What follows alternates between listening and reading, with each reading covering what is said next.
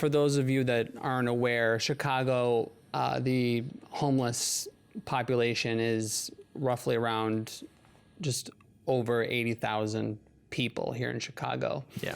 And out of that 80,000 people, more than 16,450 are Chicago public school students that don't have a permanent home. And this was during 2018-19 school year, according to the numbers released by the Chicago Coalition of the Homeless. Most were in temporary living situations. This means, shelters, motels, cars. In about 90% of the cases, a term that's called doubling up with others. So like living with like family and friends, they don't have like a place of their own.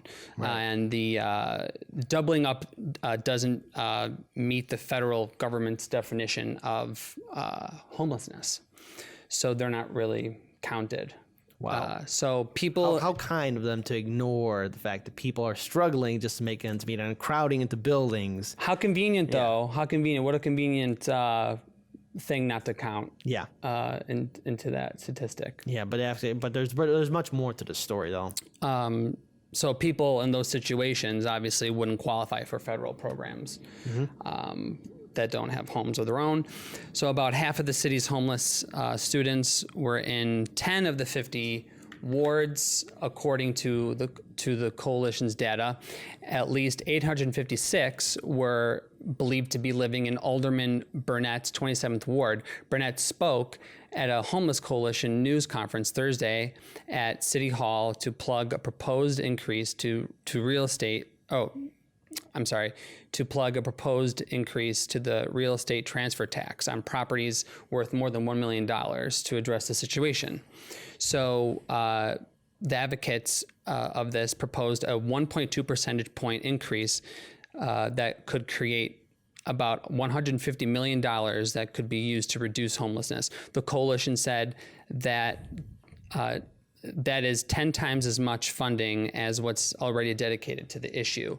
So during her campaign, Mayor Lori Lightfoot said she supported an additional tax on expensive property sales to direct more money to homelessness. But she has also said City Hall is on a different timeline than the homeless coalition. And she's also suggested raising the transfer tax to help fill this year's budget hole. The coalition wants a referendum on the tax increase on the March ballot. So, okay, so look, here's the thing. Because speaking from firsthand experience, especially when we started this in 2017, when myself and Daniel and Paul would go out in the field and do interviews with activists or community organizers or record events, or when we were on the radio and we go out there and record events, driving to different parts of the city, whether it's the north side, south side, or west side, the one constant thing we did see, and it's now increasing even more so, is that we're seeing a lot of tents underneath a lot of bridges and viaducts, and we're seeing a lot of homeless shelters, or at least small, tent communities all around the city of Chicago. Right, but what you're not seeing, you see that, and those people are counted, but the people that are doubling up, right, you don't see. But and that's the thing, you don't see that. That's something that people see a lot. But what's being ignored is that you have people living shoulder to shoulder in buildings that's not really designed like that. I mean, granted, that's an overgeneralization, but the point is that it leads to a bigger thing. It's something we said on the show. You have people working 2 or 3 jobs or no jobs at all just to make ends meet. You have people just struggling, living together just to survive in this city. And again, it's not enough. And there's a much needed relief that needs to happen here for the people of Chicago, because again, gentrification's running rampant. You have corruption that's running unchecked. You have so many people just for the most part just being ignored. Well, the capitalist system is working as it's supposed to. Mm-hmm. We're living. We're not just. This isn't just like the wealthiest. We're not just talking about the wealthiest nation in the world, but one of the wealthiest cities in the world. They render over 80,000 people homeless within it. Mm-hmm. Probably even more than that. And Yeah, I mean that's just a number we know. Right. So, and it's hard to really know the true number because there's forms that are handed out so that can calculate the exact Yeah. number, and sometimes people don't want to admit that. Yeah. So we really don't really know the true number. This is just a conservative rough estimate. Right. So this is again a sign of a failed system. Yeah. Well, not only that, we have to remember too, because like when we hear these reports that employment numbers are going up, well, that's numbers that people only know of. And you mentioned that 80,000 is what we know of. In the city alone, you have the south side of Chicago and west side of Chicago, and there's a lot of impoverished neighborhoods.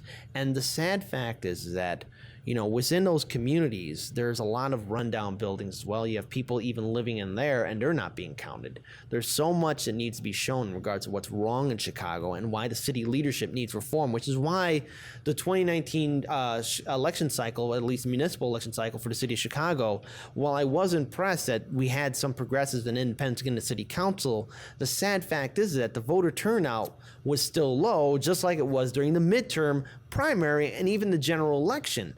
And going forward for the 2020 election cycle, we need to get people involved. We need to get people talking and get out and vote. And most importantly, making sure we take care of each other, because this system we have, we're 80,000 people, and out of that 80,000, potentially 16,000 or more young people, students. Think of your little brothers or sisters, your relatives, out there in the streets, and they're just trying to get to the American dream. But again, there's so many walls and red tape that's just denying them that opportunity.